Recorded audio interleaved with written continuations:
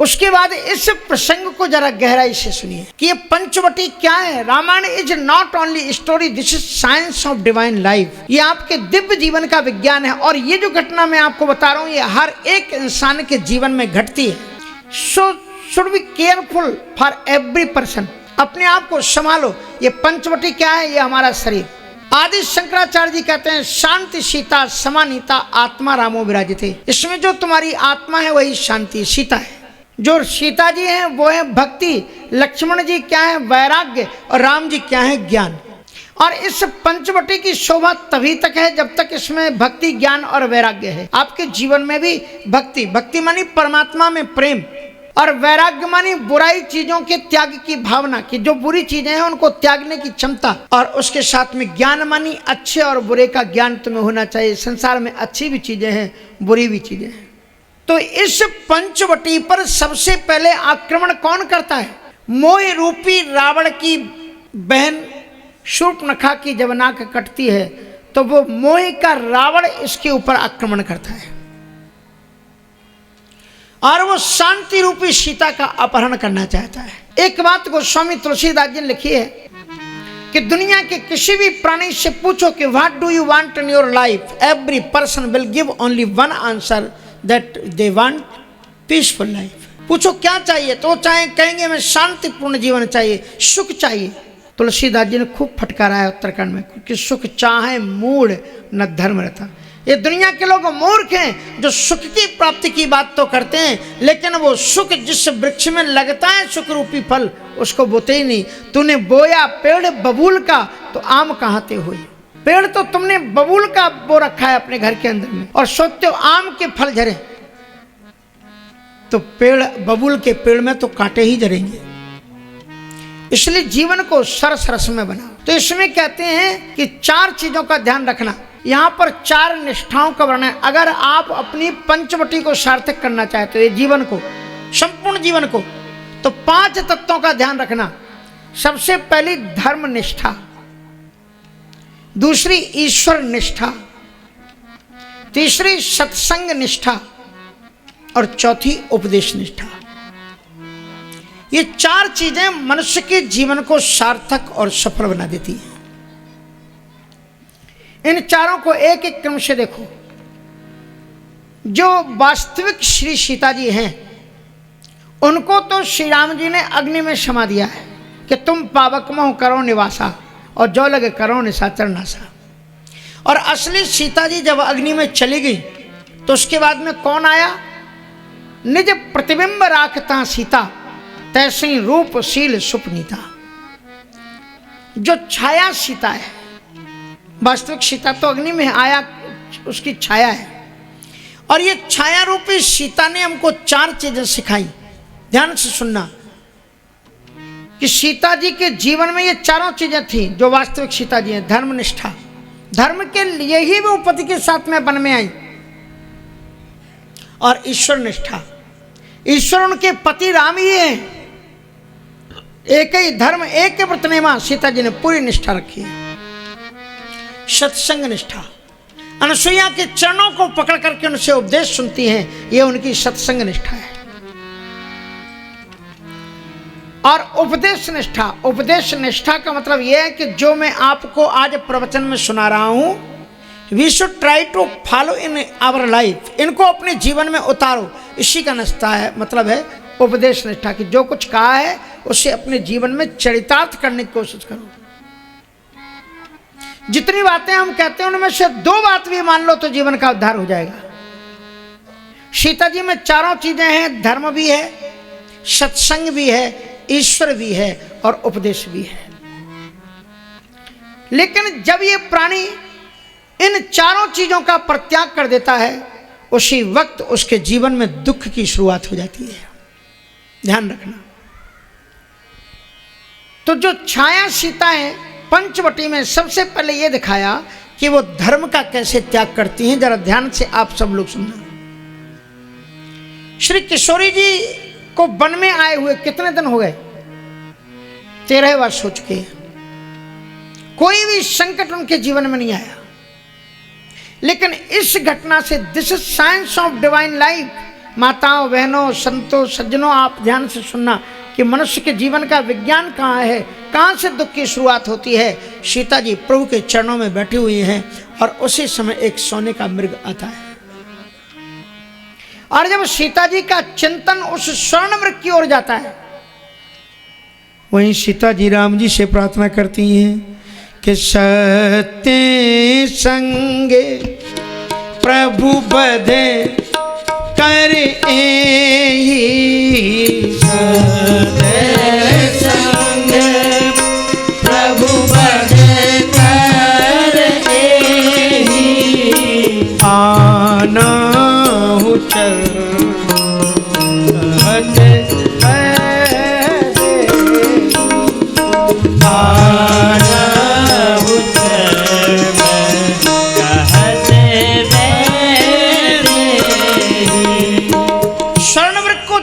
सीता जी राम जी से कहते हैं कि हे प्रभु, ये स्वर्ण का मृग अत्यंत सुशोभित हो रहा है, आप इसको ले आओ, मैं इसके साथ में विहार करूंगी, मैं अपने आश्रम में कुटीर में रखूंगी।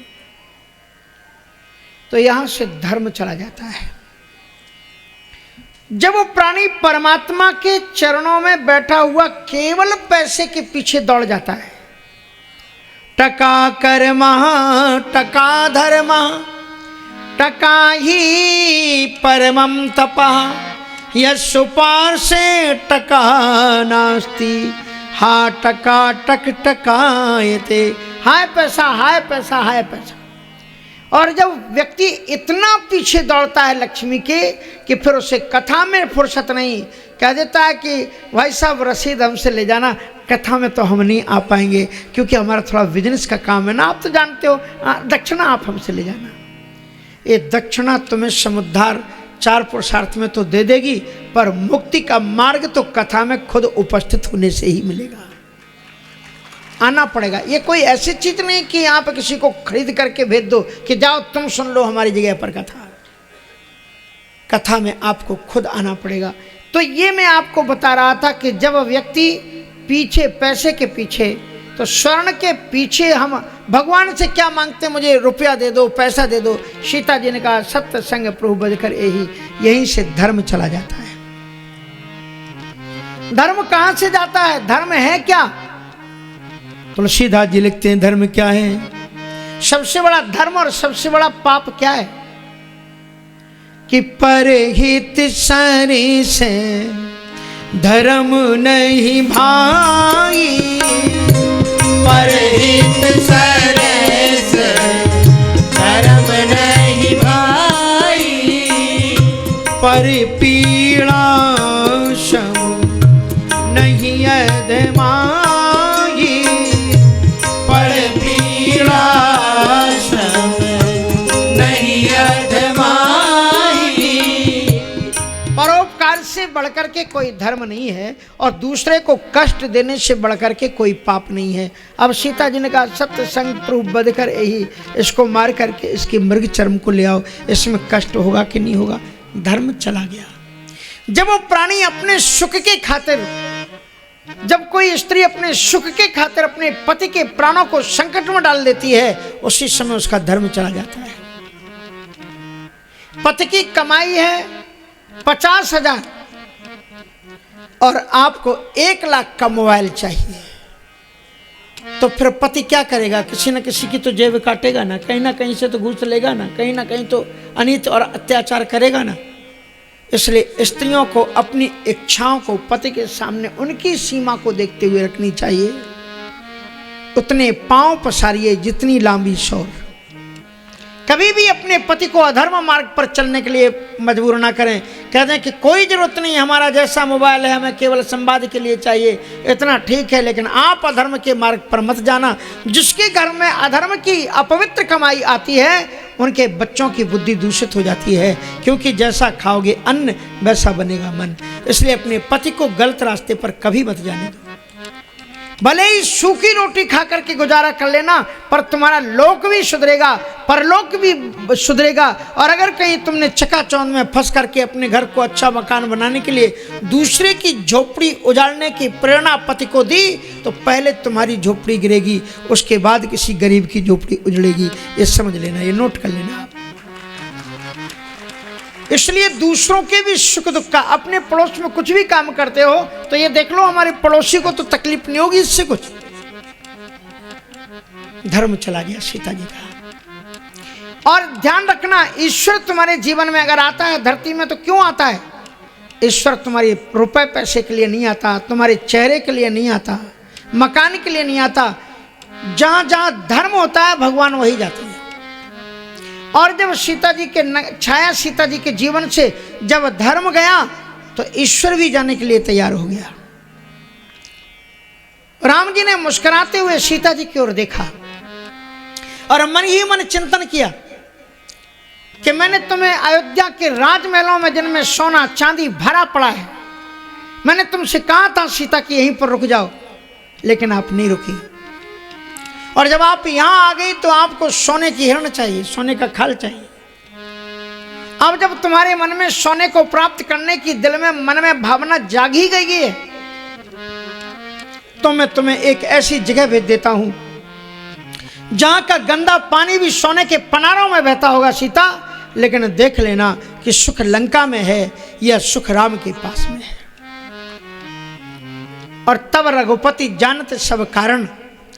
अब देखो जीवन में से मैंने 4 चीजें बताई कि होनी चाहिए। कौन कौन सी? धर्म, ईश्वर, सत्संग और उपदेश। अगर ये चारों चीजें ना रह पाए तो चारों में से अगर एक भी रह जाएगी तो भी रावण की हिम्मत नहीं है कि तुम्हारी जीवन रूपी पंचवटी में घुस करके तुम्हारी शांति रूपी सीता का हरण कर सके। लेकिन सीता जी के चरित्र से एक चीज चलेगी, क्या गया? धर्म चला गया। धर्म जाते ही ईश्वर भी जाने को तैयार हो गया। पर ईश्वर दयालु है, कृपामय है, उससे ज्यादा दयालु कोई है ही नहीं। इसलिए जब ईश्वर हमारे जीवन से जाने लग जाता है तो उस समय वो ईश्वर चलते चलते संत से कह जाता है, ये प्राणी अज्ञानतावश मुझे छोड़ रहा है, तुम कोशिश करना कि मुझसे दूर ना जाए। और तब राम जी किसको आदेश देते हैं? लक्ष्मण जी को, क्योंकि लक्ष्मण जी जैसा संत दुनिया में आपको कोई मिलेगा नहीं, जिसने राम के लिए उर्मिला जैसी पत्नी को छोड़ा, अयोध्या जैसे राजमहल त्यागे और युवावस्था का मोह का परित्याग कर दिया, राम के कदमों में बिछ गया। ऐसा लक्ष्मण जैसा संत आपको कौन मिलेगा? इसलिए लक्ष्मण जी को रामायण में यति कहा है। यति मानी सन्यासी। और ऐसे लक्ष्मण जी को राम जी ने कहा कि सीता केर करे रखवारी, मैं तो जा रहा हूं, तुम इनकी रखवाली करना। लेकिन श्री राम जी के जाने के बाद में भगवान श्री राम जी उस माया मृग के पीछे दौड़े, एक बाण मारा और जो ही बाण मारा तो वो तो मायावी था और उसने मायामय आवाज राम की, आजकल देखते हो ना ये यूट्यूब वगैरह मिरकरी किरकिरी कुछ होता है, एक दूसरे की आवाज मिक्री, हाँ बिल्कुल हम एक जैसी आवाज। ऐसी वो जो मारीच था ना, वो मारीच ने बहुत दिनों तक राम जी को देखा था। कहाँ पर? वो जहाँ ताड़का थी ना वहाँ पर इसकी ड्यूटी थी, इसलिए मिक्री बहुत अच्छी करनी आती थी उसको। सो बिल्कुल राम जी की आवाज में बोला कि हे सीते हे लक्ष्मण मेरी रक्षा करो, हे सीते हे लक्ष्मण मेरी रक्षा करो। और सीता जी ने जो ही ये वचन सुने, छाया सीता ने, अगर माया सी असली सीता जी होती तो उन्हें कोई संदेह नहीं होता। वे भेद नहीं कर पाए इस वाणी पर, तत्काल लक्ष्मण जी से बोली कि जाहु बेगे संकट अति भ्राता, जाहु बेगे संकट अति भ्राता, जाहु बेगे संकट अति भ्राता, जाहु बेगे संकट अति भ्राता। हे लक्ष्मण, तुमने ये आवाज नहीं सुनी? तुम्हारे भाई चीख रहे हैं कि मुझे बचाओ मुझे बचाओ, और तुम यहीं पर खड़े हुए।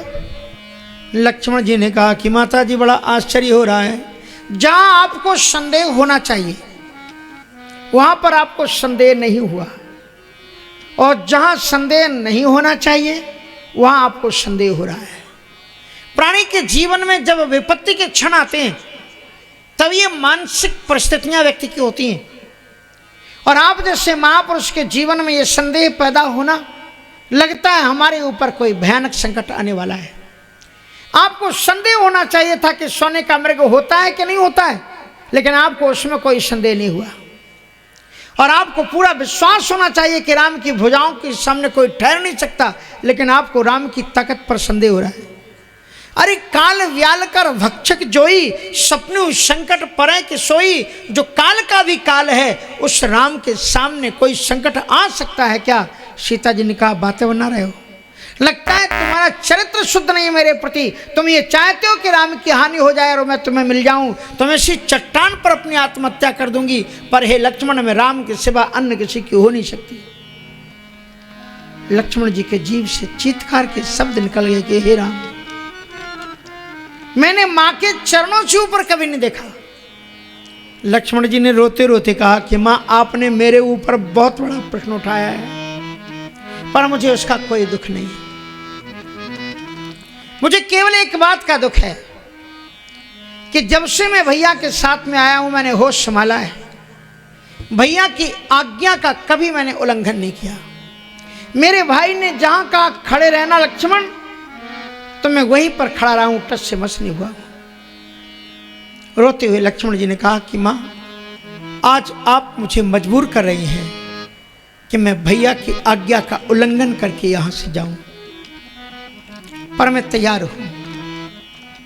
मेरी केवल आपसे प्रार्थना इतनी है, एक रेखा खींची कि आप इस रेखा को पार मत करना। जब तक भैया या हम दोनों ना आ जाएं, रेखा को पार मत करना। और लक्ष्मण जी ऐसा कहकर के वहां से चल देते हैं, क्योंकि चरित्रवान पुरुष की खींची हुई रेखा को चरित्रहीन व्यक्ति लांघ नहीं सकता। उससे टक्कर लेने की तो बहुत दूर की बात है, उसकी रेखा से हार जाता है राम। लक्ष्मण जी की रेखा को नहीं लांघ पाता। इसलिए आज भी कोई बात कहते हैं तो कहते हैं भैया वो तो लक्ष्मण रेखा है। और ये लक्ष्मण जी की रेखा आज दुनिया में कहावत के रूप में आज भी लोग स्मरण करते हैं। लक्ष्मण जी महाराज चले गए। तो अब देखो, तीन चीजें सीता जी के जीवन से चली गई। धर्म चला गया, राम ईश्वर भी चले गए। एक संत था जो तुम्हारे जीवन में आकर के तुम्हें धर्म की याद दिला रहा था, ईश्वर से जोड़ रहा था, तुम्हारी रक्षा कर रहा था। पर हम संतों पर भी प्रश्न चिन्ह खड़ा कर देते हैं और संत को भी अपने समाज से हटा देते हैं। और तब क्या बचता है? बात मानो ना मानो, खुशी आपकी, हम तो परदेसी कल अपने घर जाएंगे। संत करते क्या? उपदेश की एक रेखा खींचते हैं, आपको ये बताते हैं कि काम क्रोध मदलोभ इनके बिना दुनिया नहीं चल सकती, लेकिन इनकी भी एक सीमा है, इनकी भी एक रेखा है। अगर मर्यादा के अंदर में रहते हुए तुम उपभोग आदि करोगे तो तुम्हारा जीवन सोना बन जाएगा, और यदि मर्यादा को तुम भूल जाओगे तो तुम्हारा जीवन नरक बन जाएगा।